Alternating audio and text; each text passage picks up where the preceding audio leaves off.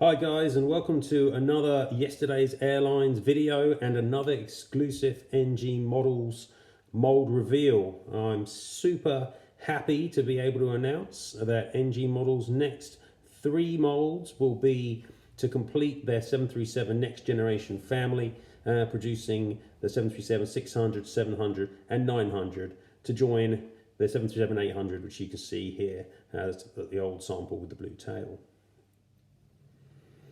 Okay, now in this video we're going to investigate the new Boeing 737-900 version of the next generation from NG Models. And as you can see, it shares most of the characteristics of the shorter 800, and this one correctly does have the tail bumper, which the 900 has, unlike the 600 and 700. So overall the mold shares, most of the same look. As you can see, this version has got production engines and landing gear from one of the 737-800 releases. The mold looks excellent. It's a very long 737, obviously, but that's in keeping with the type. Overall, the model is looking excellent. Really like detail. Glad they don't waste their time going for see-through engines on such a small aircraft. I think it just adds to the complexity and doesn't necessarily add to the quality. It certainly increases the opportunity to have QC errors. So really this one's looking very nice. I think the 737-900 has been, it's been okay represented in 400 scale. It's not been great. I'm sure that this is going to provide a lot of competition to the existing versions, which are made by Gemini mainly, though Phoenix also has produced a few. So, what have we got here? Well, we've got a really solid looking 737. I think there's plenty of potential. Obviously, the biggest customers for the 900 and the 900ER, which really only differ structurally due to door placement, nothing that's going to bother a 400 scale mold maker. They're mainly operated by airlines like Lion Air, especially, but also other carriers in Indonesia, Sriwijaya, for example, which I'm probably not saying correctly. And in the States, you've also got airlines like Delta and United, who've got decent sized fleets of this type, and Alaska.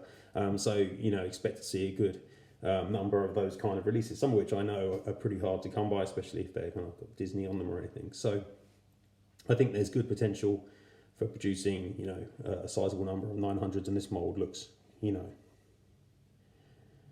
fit for purpose, to say the least. Okay, so in terms of the competition and other molds available for the 900, if we have a quick look, the oldest is the original Gemini mold, which is an extension of their original Series 700, which is a perfectly competent 737. It's a bit nose down, as you can see, and the detailing is not spectacular. Nose shape's not great, but it's okay. I think a lot of those are going to be coming to the seconds market, though. Then we've got the Witty wings. They've only made a couple. I happen to have this one. Much like all the Witty 737s, again, it's okay, but you could argue the nose shape is not right. It does slightly damage the look of the model. So I'd probably replace that too. And then you've got the Phoenix, which actually looks okay. Better than their 700. I think the length really helps the aesthetic of the model. But again, it shares the same features. It's got this very long rudder line underneath here, which separates the tail from the fuselage, which is too long. It's got a slightly unusually shaped nose. Phoenix regularly don't get the cockpit window printing right.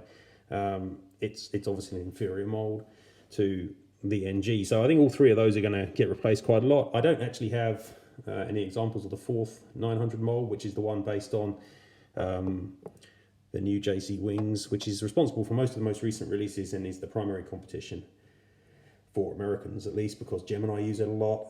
It basically is this mold, just longer. It doesn't compete. So, the 900 has not been especially well served in terms of the other molds, and I think that this new NG version is clearly streets ahead and likely to provide some really serious competition for 737 900s and 900 ERs. It's a really, really nice model.